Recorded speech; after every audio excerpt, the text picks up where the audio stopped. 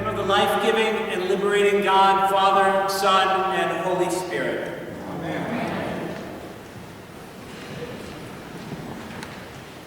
About 15 years ago, my white Honda Civic was stolen from the driveway in the rectory of St. Luke's Church where I was living in Chelsea, Massachusetts.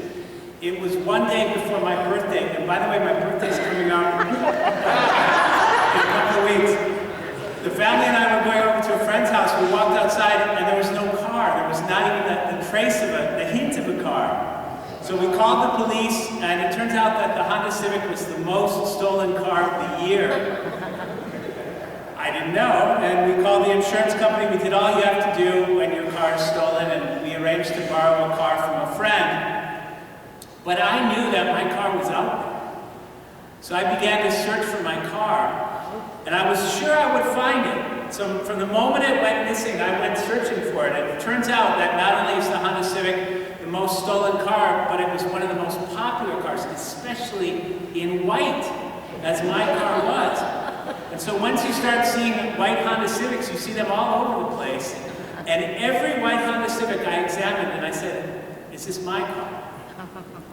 Are you my car? I looked at the dents, I looked at the frame, I looked at the interior, and it got to be a game so that the kids, if we were driving, they'd say, hey Dad, there's a white Honda Civic, and I'd turn the car and would follow it until I could determine it was not my car. Until one day, in Salem, Massachusetts, of all places, we were driving and we came upon a car that I swear was mine, parked on the side of the road, and we stopped and I looked at it, and it had kind of the same dents, the same interior. And I wrote a different license plate, so I wrote down the number of the plate and the address so I could tell the police that the car which had been lost has been found. But they called me first. They called me to say that they found my actual car, which was in a tow lot, not that far from our house. It turns out that it had been towed to the lot probably 3 days before, and when they ran the VIN number, they saw that had been reported stolen. So we went to get it, and it had been stolen by someone who did not know how to drive a stick shift. So they drove it at first all the way down our road and around the corner where they hit another car or something, and then they parked it and they left it there for about a month. And I passed by that car many times, I'm sure, but I never saw it until it decided to tow it away. And when I got there, there was a lot of damage to the motor and the front, and so we had to say goodbye. But at least I knew where my car was. The reason I'm bringing this up is because it's Epiphany. And Epiphany is about a search. And I've had this experience of a search in my life as I searched for my car. And that experience taught me a few things about a search. And the truth is that if you're listening to the Epiphany story today, you're not thinking about these wise men making this search. It's the sacred quest, this act of looking for something, whether it's the meaning and purpose of your life, or peace, or happiness, or your car, or the Messiah. There is a commonality to search, whatever that search is. And there are some things that are basic truths. And first for me is that the search should be fun. I tried to make it fun as soon as my kids realized that I was going to look at every white Honda Civic. We turned it into a game. And I wonder if your search in your life is fun. I wonder if your spiritual journey and your search for God or for peace or your own quest to find the Messiah, if you do this with joy and with play, if you play with God. For me, there are few things worse than religion, which is overly serious. Of course, our religion at times is solemn and it is profound, but it should be never so serious that it shouldn't be fun. I mean, after all, look how we're dressed. We're wearing big white dresses.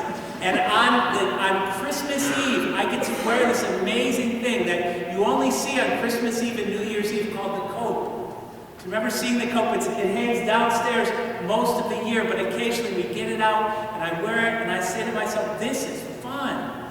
I get to dress like this. This is my job. How great is this?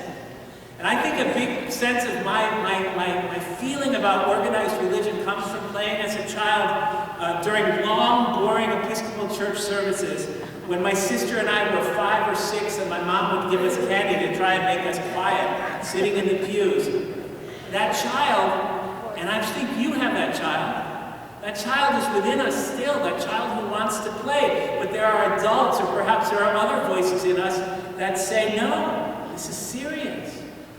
What are you doing? You can't play. Life is serious. But the truth is that religion is not so serious, because religion is about life. In one of his sermons, Brother Curtis, who's one of the monks of the Society of St. John the Evangelist in Cambridge, writes about being with a man who was a friend of his while the man was dying in the hospital. And the man had a tube in his throat, he was unable to speak, so he would write and scribble on a piece of paper. And as Brother Curtis made his final visit to the man, they prayed together and they cried. And then at one point, the man wrote on a piece of paper, "Is it happening?" And Curtis said, "Is what happening?" And the man scribbled down, "Dying." And Curtis said, "Are you asking if you're dying right now? Is that what you're asking?" And the man nodded yes. And Curtis looked at him and said, "Well, I don't know. I've never done this before." And then Curtis looked at the man and he said, "Well, you've never done this before either, have you? Is this your first time?" And they both laughed, and they laughed so much, because life is funny.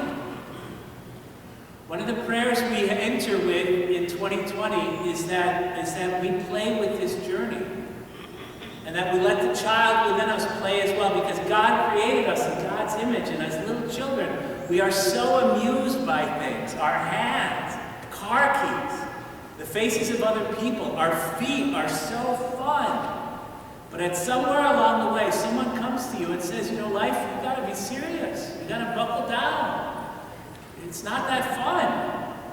And church is serious, and God is serious. But the truth is, think of how much God plays with us all the time.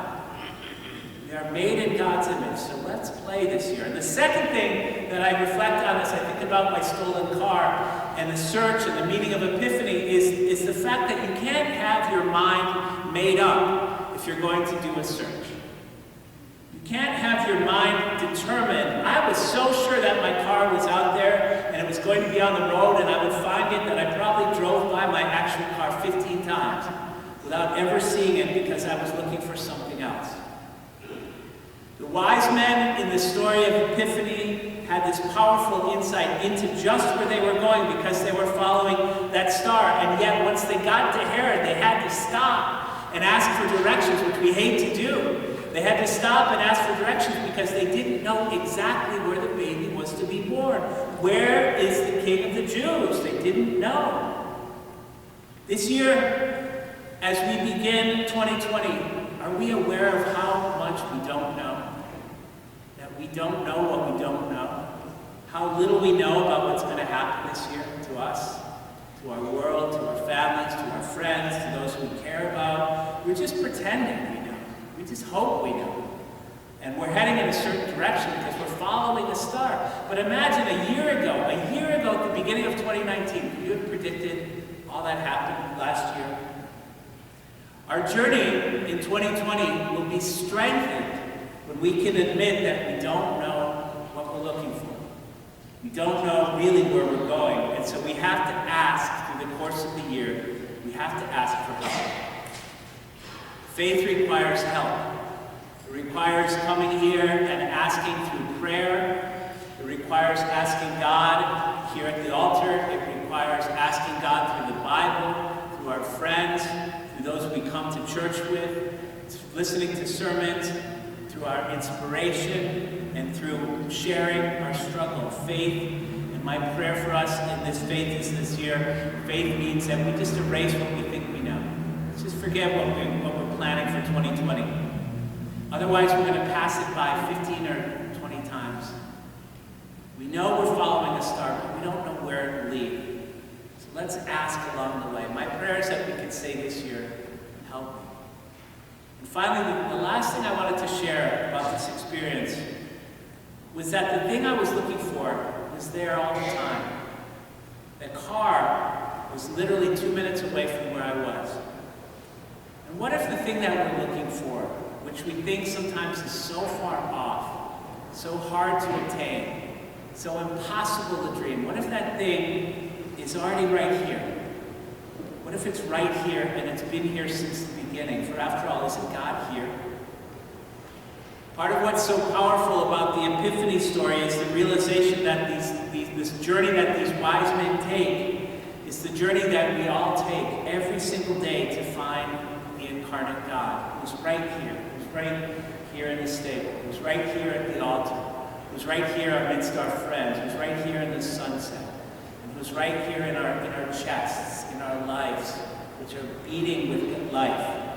And the search for that in 2020, that's what this year is all about. It can be about finding the God who's already right here in our lives. We have to take that journey because so much of the time we're not aware of God's presence.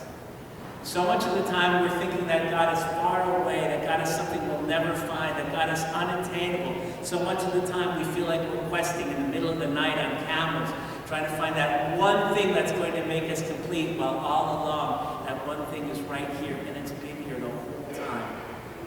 We don't have to drive out looking for our car.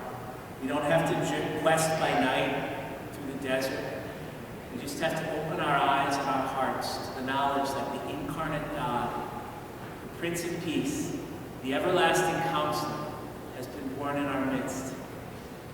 So we can lay our treasures down. Think about that. We can lay our treasures down today. My prayer for us in 2020 is that we lay them down here in our midst and realize that the journey so far is over, for God has been born, and now the good part begins as we try and go out and change the world. And we'll hear more about that in the weeks to come.